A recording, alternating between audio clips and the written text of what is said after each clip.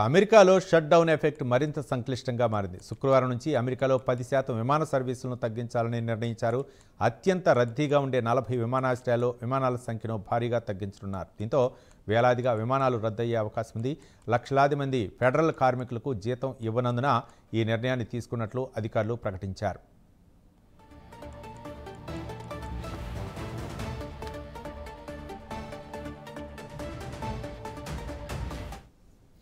Federal aviation administration విమానాలు రద్దు కానున్నాయని ప్రకటించింది. కోతలు అంతర్జాతీయ విమానాలకు వర్తించవని తెలిపింది. అమెరికా శాసనసభ్యులు బడ్జెట్ను ఆమోదించకపోవడంతో అమెరికా చరిత్రలోనే అతిపెద్ద షట్ డౌన్ ఏర్పడింది.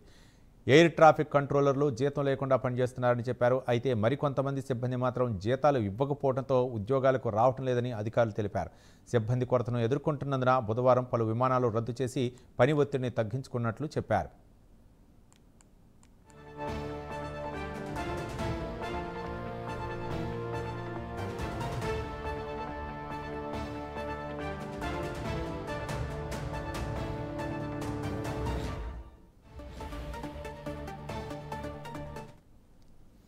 షట్డౌన్ కారణంగా 13,000 మంది ఎయిర్ ట్రాఫిక్ కంట్రోలర్లు, 50,000 మంది సెక్యూరిటీ అడ్మినిస్ట్రేషన్ అధికారులు జీతం లేకుండా పనిచేయాల్సి వచ్చిందన్నారు.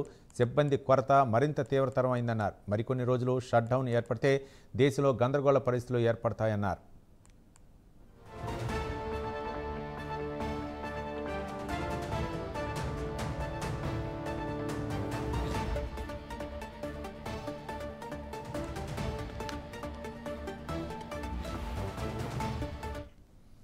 అక్టోబర్ 1 నుంచి షట్డౌన్ ప్రారంభమైందని, అప్పటి నుంచి సిబ్బంది కొరత ఏర్పడిందని ఎయిర్లైన్స్ అధికారులు చెప్పారు. సిబ్బంది కొరత వలన దాదాపు 3.2 మిలియన్ల మంది ప్రయాణికులు అవస్థలు పడుతున్నారన్నారు.